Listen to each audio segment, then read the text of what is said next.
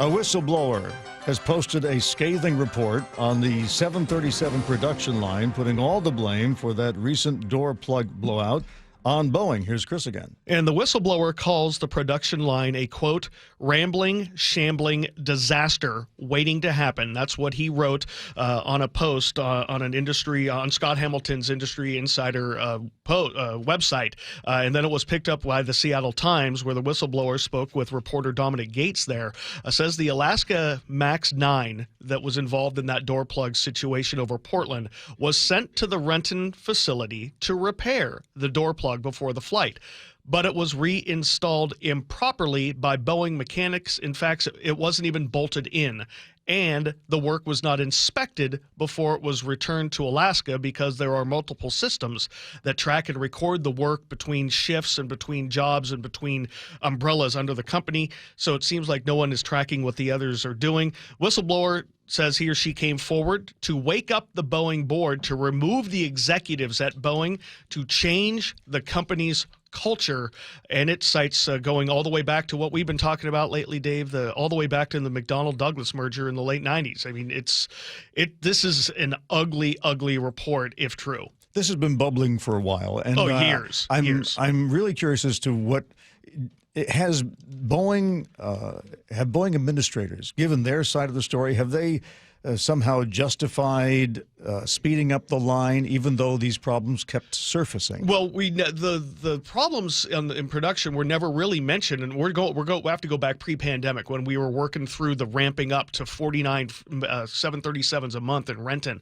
You know, they never really talked about those kinds of issues or problems with fuselages coming from Spirit Aerosystems in Wichita, or the fact that Spirit had to embed people in Boeing's plant in Renton as early late 2018-ish to try to prevent any mistakes that were coming in the fuselage bodies that they had to do the rework on. Something that we saw similar with the 787, when not only the parts were being brought in, but also after they opened the South Carolina line, that mistakes were happening there with the new people there who hadn't built airplanes before. They were being flown to Everett and then being repaired there. But no, most of the times when things like this happen, the brass kind of goes, hey, it's an investigation. We can't really talk about it.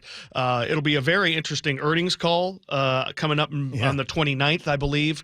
Well, the call will come after that, but that's when we get some quarterly results from the year to date through 23, include the fourth quarter. So that should be because they're going to have to talk about that. I mean, that's all we are going to talk to them about when they had that call that day. I'm curious, does an employee have the ability to stop the line if they see repeated problems like this? Because I know in some industries that's what you do, right? If you see something leaving your workstation that you know is not right, you press a button or raise your hand and they stop the line. Well, in a lot of cases, this is happening between shift work, as we've seen, and not to tie this to any accident investigations specifically in the past, but you have seen circumstances where, say, a worker is like, no, this is my job sheet for today. I've got these 15 jobs I'm supposed to do on these 4 aircraft or whatever.